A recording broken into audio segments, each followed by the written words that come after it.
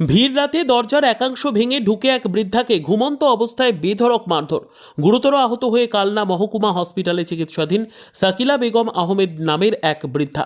জানা গিয়েছে ঘটনাটি কালনা ২ নম্বর ব্লকের অকালপোষ পঞ্চায়েতের আগ্রাদাহ দারোগাপাড়া এলাকায়। জানা গিয়েছে ওই বৃদ্ধা গতকাল রাতে ঘুমিয়েছিলেন ঘরের মধ্যে। গভীর রাতে কেউ বা কারা ওই ঘরে ঢুকে প্রথমে লাইট অফ করে দেয়। অন্ধকারের মধ্যে ওই বৃদ্ধাকে এলোপাতাড়ি মারধর শুরু করে। গলার মধ্যে ধারালো অস্ত্র দিয়ে আঘাত করে বলে অভিযোগ। কোনো ক্রমে লোকজন জোগাড় করে আজ সকালে শনিবার কালনা হসপিটালে চিকিৎসার জন্য আসেন তিনি। এ প্রসঙ্গে বৃদ্ধা এদিন শনিবার বেলা 11টা নাগাদ জানান, অন্ধকার থাকায় দুষ্কৃতীদের চিনতে পারেনি। সে কোনো কথা বলেনি। ঘটনার পুরো বিষয়টি কালনা থানায় লিখিত অভিযোগ আকারে জানাবেন বলেও এদিন শনিবার জানিয়েছেন ওই বৃদ্ধা। বলছি কি হয়েছিল গতকাল রাতে? আমি যে রাতে ঘুমিয়েছিলাম, ওষুধটা খেয়ে ঘুমিয়েছিলাম। হ্যাঁ, ঘুমানোর অবস্থায় আমাকে মারছে এলো ধাপারি। এখন ঘুম ভেঙে বলছে আমাকে মারছো কেন, আমাকে মারছো কেন। তখন আরও মারছে। কি দিয়ে মারছে?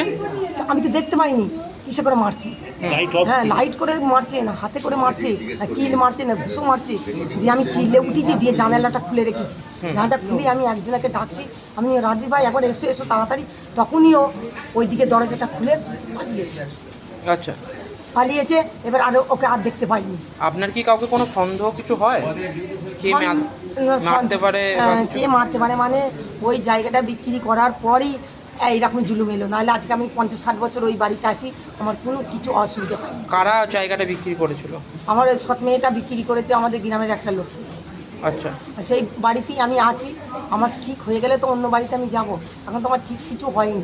মানে মানুষ আপনি কি ভাবছেন দুষ্কৃতী কোনো মানে হচ্ছে কি দুষ্কৃতী মারধর করেছে নাকি রাত্রিবেলা? কে করেছে সেটা তো আমি বুঝতে পারছি না।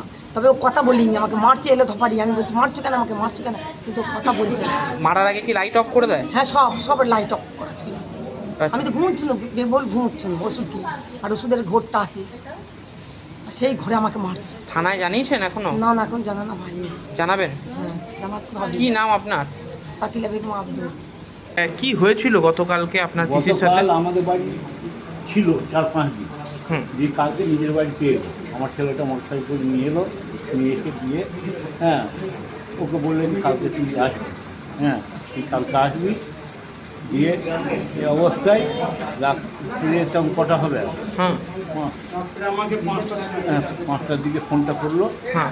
ও মানে ওদেরই বাড়ি করছি একজন। যে এরকম রাত্রে খুব মারধর করেছে। আপনার পিসিকে? আমার পিসিকে খুব মারধর করেছে। মেরে ফেলতো। কি কারণে এরকম ঘটনা বলে মনে করেন? কারণে কী কারণে সেটা তো বলবেন। প্রপার্টি নিয়ে কি কোনো শত্রুতা নিয়ে? শত্রুতাও কাল্পনিক করবে। নিজে খায়, নিজে রান্না করে, যখন থাকে না তখন আমাদের বাড়ি চলে যায়। আমরা তো যেতেই মানা করি, তবুও চলে। মানে রাতের অন্ধকারে এরকমভাবে মারধর? হ্যাঁ, রাতে অন্ধকারে দরজা ভেঙেছি। ভেঙে ঘরে ঢুকেছি, ঢুকে ওকে মাটির বাড়ি বুঝলেন। কি দিয়ে মেরেছে? মেরেছে হেসো দিয়ে এইগুলো মেরেছে। তারপরে প্রথম কিল ঘুষি মারে। তো যেমন বলছে মারছে কেন, আমার এই অবস্থা মারছে কেন। তারপরে চিৎকার চিল্লামিল্লিতে কি পালিয়ে যায় নাকি উনি? পালিয়ে তো গেছি। থানায় জানিয়েছেন এখনো? এখনো দেবেন থানায়? কি নাম আপনার? আমার নাম শহীদুর রহমান মুন্সি। হ্যাঁ, শহীদুর রহমান মুন্সি।